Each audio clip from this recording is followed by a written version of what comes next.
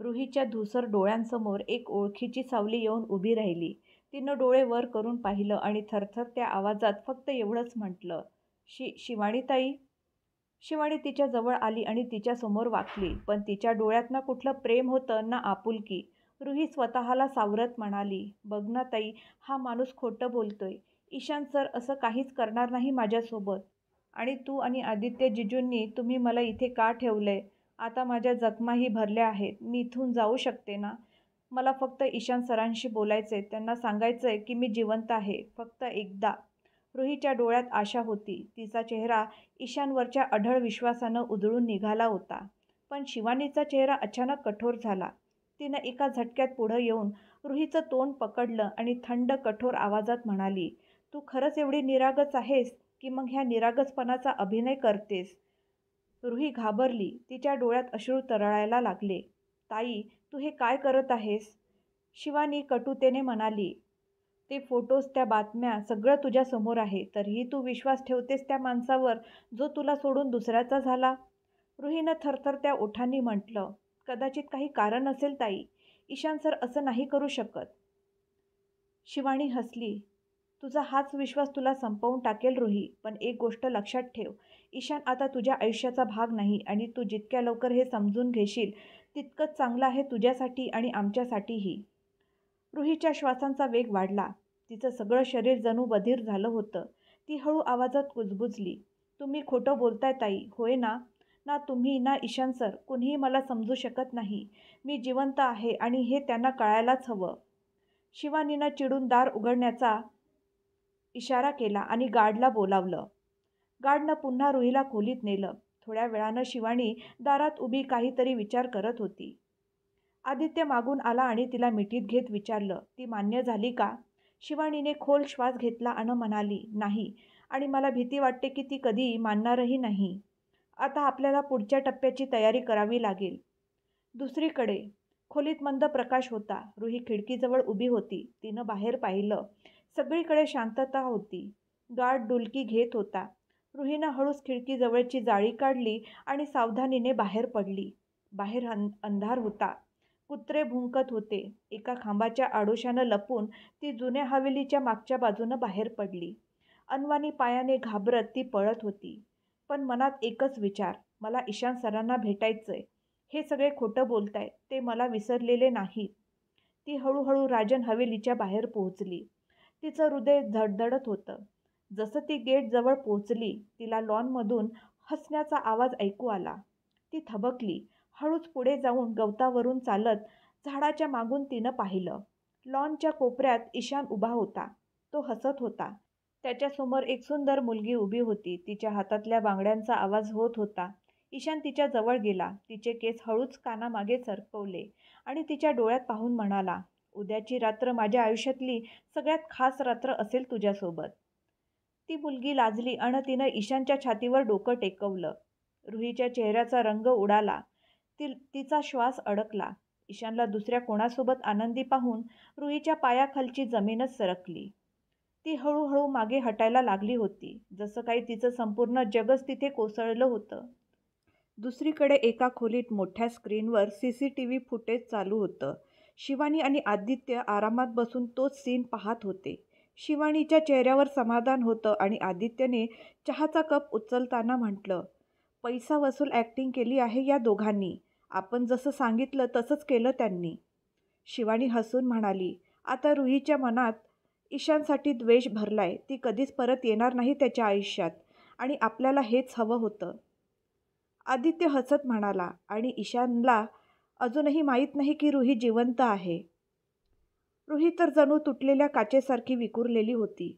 तिच्या डोळ्यात आसवं नव्हतीच. जणू तिची आत्माच वाहून जात होती. या गवताळ लॉनमधून ती थरथरत्या पावलांनी बाहेर पडली. नजर धुसर, पावलं डगमगलेली आणि छातीत टोचत असलेली एक अशी वेदना जी कधीच जाणार नव्हती. तिचा श्वास बेताल झाला होता. वेदनेच्या आगीत तिचं हृदय जळत होतं. रस्त्यावर चालताना ती एका दगडाला धडकली आणि लडखडून खाली बसली. ती बाहेरून जरी शांत असली तरी आत एक मोठा आवाज गुंजत होता. जमिनीवर बसताच तिचा हात आपोआप पोटाकडे गेला. एक क्षण असा आला जणू सगळं थांबलं होतं. तिनं चंद्राकडे पाहिलं आणि तिच्या गालावरून आसवं शांतपणे वाहू लागली. ती हळूच पुटपुटली, "घाबरू नकोस बाळा. तुझी आई तुझ्यावर खूप प्रेम करते आणि कोणीही काही केलं तरी मी तुला कधीच एकटं सोडणार नाही, तुझ्या वडिलांसारखं." तिचा हात अजूनही पोटावर होता, जणू ती त्या लहान जीवाला धीर देत होती. त्या रात्री जेव्हा आकाशात चंद्र मौन धारण करून होता, पण इकडे जमिनीवर एक हृदय तुकडे तुकडे झालं होतं. रुही, तिनं कदाचित पहिल्यांदाच स्वतःला इतकं तुटलेलं पाहिलेलं होतं. 6 वर्षानंतर हलक्या थंडीची दुपार होती. शहराच्या रस्त्यावर वर्दळ होती. मुलांच्या हसण्याचा आवाज ऐकू येत होता. एका कॅफेच्या बाहेर रंगीबेरंगी बनी कॉस्ट्यूम घातलेली एक तरुणी उभी होती. तिच्या हातात पॉम्पलेट्स होते आणि चेहऱ्यावर हसू. लोक तिच्यासोबत सेल्फी घेत होते. मुले तिच्याजवळ धावत येत होती. ती सगळ्यांना हसून प्रतिसाद देत होती. जणू त्यांच्या आनंदात ती आपला श्वास मिसळवत होती. पण तिच्या डोळ्यात वेगळंच काहीतरी होतं. ते शांत होते, खोल होते आणि आतून कुठेतरी तुटलेले. ती दुसरी तिसरी कुणी नव्हती. ती होती रुही. 6 वर्षापूर्वी जिने प्रेमात सगळं गमावलं होतं, ती आता एका गोंडस मुलाची आई झाली होती. रुही जरी आता 24 वर्षाची झाली असली तरी तिचं हृदय अजूनही 6 वर्षापूर्वी इतकंच निरागस होतं. तिनं हातातले उरलेले 2 पॉम्पलेट्स मुलांना दिले आणि हळूच कॅफेकडे वळली. हलक्या थंड वाऱ्याची झुळूक तिच्या केसांना हळूवारपणे स्पर्शून गेली. तिचा चेहरा घामानं भिजलेला होता, पण हसू तसंच होतं. जणू काही जीवनाला कुठल्याही परिस्थितीत तिला हरवायचं होतं. कॅफेमध्ये पोचल्यावर तिनं काउंटरजवळ उभ्या असलेल्या कॅफेचे मालक शर्मा काकांजवळ गेली. शर्मा काका तिला मुलीसारखंच मानत होते. त्यांना माहीत होतं की रुही हसते खरी, पण तिच्या अंतर्गत लढाईची कुणालाच कल्पना नाही. "अंकल," रुही हळूच म्हणाली. थकवा तिच्या आवाजातून झळकत होता. "जर काही दुसरं काम असेल, जसं स्टोअर साफ करणं किंवा किचनमध्ये मदत, तर मी करू शकते." शर्मा काकांनी तिच्याकडे पाहिलं. तिच्या कपाळावर चमकणारा घाम आणि थरथरते हात त्यांना स्पष्ट दिसत होते. "रुही," त्यांनी खोल श्वास घेतला, "तुला ताप आहे आणि तू सकाळपासून उभी आहेस. बस, आता थोडा आराम कर. स्वतःची काळजी घे, नाहीतर शरीर साथ देणार नाही." रुही काही क्षण शांत राहिली आणि मग पुन्हा तेच हसू तिच्या चेहऱ्यावर आलं. ते हसू जे कायम तिच्या डोळ्याशी जुळत नव्हतं. "आराम पण करेल मी अंकल," रुहीनं हळू आवाजात म्हटलं. "उद्या क्रिशचा वाढदिवस आहे आणि तुम्हाला माहीतच आहे, मला त्याला खूप सारे गिफ्ट द्यायचे आहेत. नवीन school bag, cycle, remote control car, नवीन शूज आणि खूप सारे कपडे." शर्मा काकांचं हृदय विरघळलं. "आणि स्वतःसाठी रुही?" "सगळं फक्त क्रिशसाठीच. स्वतःसाठी काही नाही घेणार." रुही त्यांचं बोलणं ऐकून शांत झाली. शर्मा काकांना कळून चुकलं होतं. ही मुलगी फक्त आई नव्हे, तर एक योद्धा आहे, जिने तुटलेल्या स्वप्नांनी आपल्या मुलाची छोटीशी दुनिया सजवली होती. रुहीनं पुन्हा मान झुकवून एका ग्लासकडे हात वळवला. जणू पुन्हा कामाला सज्ज झाली होती. पण काकांनी प्रेमानं तिचा हात धरला. "बास आता बेटा. आता अजून काही नाही. आज चल, जरा बस. मी तुला मसाला चहा करून देतो." रुहीच्या डोळ्यात हलकीशी नमी आली होती. रात्रीचे जवळपास 12 वाजत आले होते. गल्लीतले दिवे विझले होते. हवेत थोडा गारवा मिसळलेला. रुही कॅफेतून दमून बाहेर पडली होती, पण मन मात्र समाधानी होतं. क्रिशसाठी विकत घेतलेल्या गिफ्टची पिशवी एका हातात होती. थकलेल्या पावलांनी ती आपल्या भाड्याच्या छोट्याशा घरापर्यंत पोहोचली. तिनं दारावर हळूच टकटक केली आणि लगेचच क्रिशने पटकन बाहेर येऊन दरवाजा उघडला आणि आतल्या खोलीकडे धावत गेला. त्याचा छोटासा चेहरा फुगलेला होता, जणू तो रागात आहे. रुही त्याच्या या वागण्यावर हसली. "अरे, काय झालं माझ्या प्रिन्सला? मम्मावर रागवला आहेस का?" ती त्याच्या मागोमाग खोलीत गेली. क्रिश अजूनही चेहरा फुगवून बेडवर बसला होता. "तुम्ही आज पुन्हा उशिरा आलात मम्मा. तुम्हाला माहीत नाही का, आज माझा बर्थडे आहे आणि मी तुमच्याविना कसा साजरा करणार?" रुहीनं हळूच पिशवी पुढे केली. "अरे बघ ना, मम्मा तुझ्यासाठी काय घेऊन आली आहे. माझ्या प्रिन्ससाठी बघ." तिनं एक एक गिफ्ट जमिनीवर ठेवायला सुरुवात केली. नवीन स्कूल बॅग, लाल रंगाची छानशी सायकल, रिमोट कंट्रोल कार, चमकणारे स्नीकर्स आणि भरपूर रंगीबिरंगी कपडे. क्रिशच्या डोळ्यात चमक आली. थोड्या वेळापूर्वी फुगलेल्या ओठांवर आता हसू फुललेलं होतं. हे सगळं माझ्यासाठी आहे मम्मा?" त्याने आश्चर्याने विचारलं. रुहीने त्याच्या कपाळावर ओठ टेकवले. हो क्रिश, सगळं फक्त तुझ्यासाठी, तुझ्या मम्माकडून. आणि मग ती फ्रीजकडे वळली. आतून छोटंसं चॉकलेट केक काढलं. त्यावर लिहिलं होतं, हॅपी बर्थडे माय प्रिन्स. तिनं मेणबत्ती लावली आणि क्रिशला बोलावलं. खोलीतले दिवे बंद होते. मेणबत्तीच्या उजेडात क्रिशचा आनंद आणि रुहीच्या डोळ्यातला ओलावा दोन्ही स्पष्ट दिसत होते. हॅपी बर्थडे माय प्रिन्स, रुहीनं हळूच म्हटलं. तिच्या डोळ्यात झोप असली तरी हृदयात फक्त प्रेम होतं. क्रिशनं आपल्या मम्माला घट्ट मिठी मारली. Thank you mamma, I love you. रुहीनं त्याला घट्ट मिठीत घेतलं. जणू तिच्यासाठी हाच जगातला सर्वात मोठा विजय होता. दुसऱ्या दिवशी दुपारी स्वयंपाकघरात धावपळ चालू होती. गरम वाफ आणि भांड्यांचा आवाज यामध्ये रुही घामाने भिजलेली होती. तिनं एका ट्रेमध्ये ऑर्डर ठेवली. तेवढ्यात किचन सुपरवायझरचा आवाज घुमला. रुही, हे टेबल नंबर 3चं ऑर्डर होतं आणि तू ते 4वर पाठवलंच. नेहमी असंच करतेस. तुझं लक्ष कुठं असतं? रुही घाबरली. सॉरी भैया, माझ्याकडून चूक झाली. सॉरी सॉरी करून काही होत नाही. दरवेळी चूक करून सॉरी बोलायचं असतं का तुला? इथे मला काम हवं आहे, काम चोरी नाही. रुही गप्प झाली. तिची नजर झुकली होती. तिनं ट्रे घेतली आणि आत गेली. अजून तिने श्वासही घेतला नव्हता तेवढ्यात बाहेरून एक कस्टमर रागाने ओरडत आला. मिस, हे माझं ऑर्डर थंड आहे. मी इथे गरम जेवणासाठी पैसे देतो, थंड खाण्यासाठी नाही. रुही भीत भीत पुढे गेली. सॉरी सर, मी आत्ता नवीन आणून देते. ओ प्लीज, तुझं हे सॉरी कुठेतरी दुसरीकडे ने. आणि जर काम नीट करता येत नाही तर इथे का आहेस? कोणी ठेवलंय तुला इथे? लोकांचे डोळे तिच्याकडे वळले. तिचा चेहरा लाजेने आणि थकव्याने अजून खाली झुकला. पण तिनं स्वतःला सावरलं, कारण आज तिला क्रिशला पार्कमध्ये घेऊन जायचं होतं.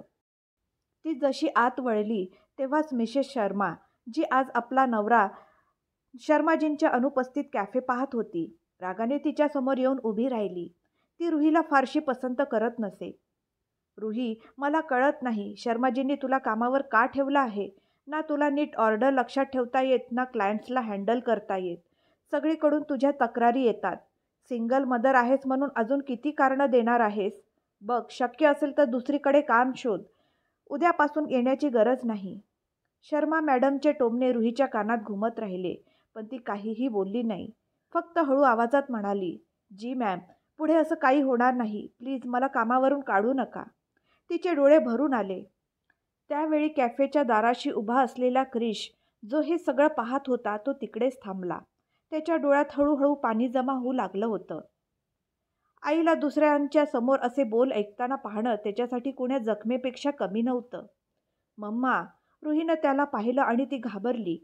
ती धावत त्याच्याकडे गेली. काय झालं क्रिश? तू का रडत आहेस बेटा? कुठं लागलंय का? कुठे दुखतंय का? बोल ना क्रिश, मम्माला सांग. क्रिशला रडताना पाहून रुहीच्याही डोळ्यातून अश्रू वाहू लागले.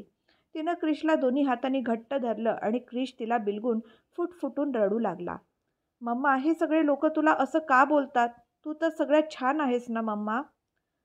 रुहीनं त्याला घट्ट मिठी मारली. श्श, काही नाही झालं बेटा, सगळं ठीक आहे. तू का रडतोयस? ती त्याला घट्ट बिलगली, पण तिचे अश्रू थांबत नव्हते. क्रिशने छोट्याशा हातांनी मम्माची पाठ घट्ट पकडली होती. मम्मा, क्रिश सुस्कारा घेत म्हणाला, तुम्ही प्रॉमिस करा, पक्कावाला प्रॉमिस करा.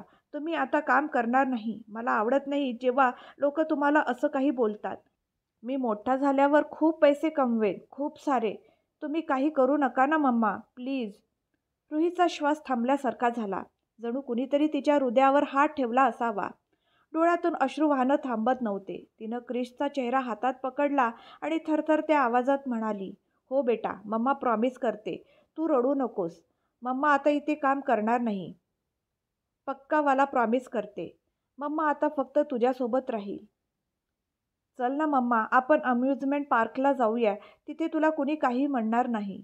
क्रिशनं निरागसपणे म्हटलं. रुही जबरदस्ती हसली, पण डोळ्यातला थकवा आणि वेदना तशीच होती. नाही रे बेटा, आज नाही. आज आपण अम्युजमेंट पार्कला नाही जाऊ शकत. मम्माची तब्येत थोडी ठीक नाही आहे ना. आपण घरी जाऊ. आज रात्री आराम करूया आणि उद्या नक्की मी तुला अम्युजमेंट पार्कमध्ये घेऊन जाईल. ठीक आहे? क्रिशनं मान हलवून होकार दिला. रुहीनं त्याला थरथरत्या हातांनी कळेवर उचलून घेतलं. तिनं चेहऱ्यावरचे अश्रू पुसले आणि हळूहळू पाय उचलत ती तिथून निघाली. दुसरीकडे मुंबईतल्या सर्वात उंच इमारतींपैकी एक IE ग्रुप ऑफ कंपनीचं हेड ऑफिस होतं. ऑफिसमधल्या प्रत्येक गोष्टीत परिपूर्णतेचं उदाहरण होतं. Sound proof cabins, intelligent lighting system, glass wall आणि झगमगणारे मजले. पण त्या परफेक्ट ऑफिसमध्ये एक नाव असं होतं जे सगळ्यांना थरकापून सोडत असे. Mister Ishaan Rajan, founder and CEO of IE group of companies. 6 वर्षानंतर तो आज पहिल्यांदा कुठल्या तरी पार्टीला जाणार होता. त्याने स्वतःला कामात झोकून दिलं होतं. त्याने प्रोफेसरची नोकरी सोडून आता एक यशस्वी CEO बनला होता. ब्लॅक ट्रिम सूट, सिल्वर वॉच, हलक्या दाढीखाली लपलेला चेहरा, पण डोळे जणू काही कुठल्या तरी वादळातून परत आली आहेत. त्याच्या प्रत्येक पावलांचा आवाज संपूर्ण ऑफिस हलवून टाकायचा. प्रत्येक कर्मचारी त्याच्यासमोर येण्यास घाबरायचा. कंपनीतल्या सर्वांचा शेड्यूल त्याच्या मूडनुसार ठरत असे. ईशान आपल्या कॅबिनमध्ये बसलेला होता. काचेच्या पार असलेलं शहर त्याच्या मुठीत असल्यासारखं दिसत होतं, पण त्याच्या डोळ्यात मात्र एक खोल एकटेपणा होता. हजारो कोटींच्या कंपनीचा एकटा मालक, पण आतून मात्र पूर्ण रिकामा. भिंतीवर लावलेला रुहीचा एक फोटो, जिला पाहून तो जगत होता. त्याचा श्वास फक्त तिचं नाव घेऊनच चालत होतं. कॉर्पोरेट दुनियामध्ये त्याचं नाव त्याच्या ओळखीपेक्षा जास्त त्याच्या रागीट स्वभावामुळे ओळखलं जात होतं. लोक त्याला मिस्टर ईशान म्हणत, कारण जर कोणी चुकून त्याला ईशान सर म्हटलं तर त्या व्यक्तीचं करिअर त्या क्षणीच संपून जायचं. रुही फक्त तीच त्याला ईशान सर म्हणू शकत होती. जर कोणी दुसरं म्हटलं तर तो सहनच करत नसे. तेवढ्यात एक नवीन असिस्टंट त्याच्या कॅबिनमध्ये आला आणि म्हणाला, सर, क्लायंट मीटिंग 3 वाजता आहे. Oh, I am sorry mister Ishan, you are fired. ईशानची गरजती आवाज पूर्ण ऑफिसमध्ये घुमली. माझ्या ऑफिसचा एकच नियम आहे, no one, absolutely no one calls me Ishan sir. तेव्हा मॅनेजर शुक्ला डोकं धरून बसला.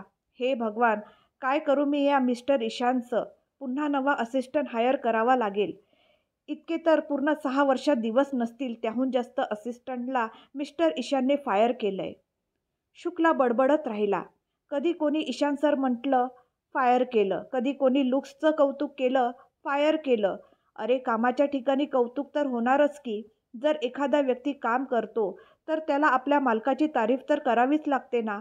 पण इकडे काहीही म्हणायचं नाही. मग चिडून त्यांनी फोन उचलला. हॅलो HR, पुन्हा एक नवीन जॉब पोस्ट करा. पोझिशन, मिस्टर खडूसचा पुढचा बळी. स्किल, बोलणं कमी, श्वास हळू घ्यायचा आणि सर हा शब्द डिक्शनरीतून डिलीट करून यायचा. सगळ्यांना माहीत असायला हवं की सर हा शब्द आपल्या कंपनीत बॅन आहे. जर त्याने चुकून जरी म्हटलं तरी पुढच्या मिनिटात तो जॉबवरून डिलीट होईल. मग त्यानं थोडं थंड उसासा टाकत स्वतःशीच म्हटलं, काश एखादा असा असिस्टंट तरी मिळेल का की जो किमान 24 तासात 24 मिनिटं टिकून राहील. तेवढ्यात HR कडून उत्तर आलं, सर, काही रिझ्युमे आले आहेत. मी उद्या सकाळी 11 वाजता इंटरव्ह्यूचं टायमिंग सेट केलं आहे. शुक्लानं खोल श्वास घेत म्हटलं, 6 वर्षाच्या नोकरीत मी हे नाही समजू शकलो की मिस्टर खडूसला सर शब्दाशी एवढा प्रॉब्लेम का आहे. ईशानचं हृदय अजूनही त्याच वळणावर थांबलेलं होतं, जिथं ईशान सर हे नाव फक्त त्या एकाच मुलीच्या ओठांवरून ऐकायला गोड वाटायचं. आणि त्या दिवसानंतर त्याला कोणी दुसऱ्याने त्या नावाने हाक मारणं सहन व्हायचं नाही. त्याच्यासाठी ते नाव जहर बनलं होतं. दुसऱ्या दिवशी सकाळी 11 वाजता IE ग्रुप ऑफ कंपनीजच्या कॉन्फरन्स रूममध्ये, जिथं रोज शेकडो लोक मुलाखतीसाठी यायचे, मुलाखत देऊन जायचे आणि मिस्टर ईशान राजन या नावानेच थरथर कापायचे. पण आज त्या रूममध्ये जे झालं ते कदाचित कधीच झालं नव्हतं. मॅनेजर शुक्ला पुन्हा एकदा आपल्या नशिबाला दोष देत तिसरे रिझ्युमे पलटवत होते. ते चिडचिड करत पुटपुटत होते, इतका तर मला मिस्टर ईशान पगारही देत नाहीत जितक्या वेळा मी त्यांच्या असिस्टंटसाठी महिन्यात इंटरव्ह्यू घेतो. शुक्लाजी पुढचं रिझ्युमे वाचत म्हणाले, miss Ruhi, MBA, punctual, polite आणि सगळ्यात महत्त्वाचं, रिझ्युमेमध्ये सर या शब्दाचा नामोनिशाण नाही. इंटरेस्टिंग. आणि त्यांनी इंटरकॉमवर पुढचा उमेदवार बोलवायला सांगितलं. कॉन्फरन्स रूमचं दार हळूच उघडलं आणि आत एक लहानसा मुलगा आला. डोळ्यावर मम्माचा चष्मा, ओव्हरसाईजची शर्ट जी अगदी खालीपर्यंत लोंबकळत होती आणि टाय तर अशी की जणू एखाद्या कॉमिक शोमधून आली असावी. हातात एक फाईल आणि चेहऱ्यावर असा कॉन्फिडन्स की जणू तो थेट सीईओच व्हायला आला होता. क्रिश हळूहळू पुढे आला आणि सरळ खुर्चीवर जाऊन बसला. त्याचे पाय खुर्चीपर्यंतही पोहोचत नव्हते, पण चेहरा मात्र पूर्णपणे बॉस सारखा आत्मविश्वासाने भरलेला होता. शुक्लाजी त्याला समोर पाहून चकित झाले. पुढच्या भागात होणार आहे क्रिश आणि ईशानची भेट. मग काय गमती जमती होतात हे जाणून घेण्यासाठी पुढचा भाग पाहायला विसरू नका. धन्यवाद.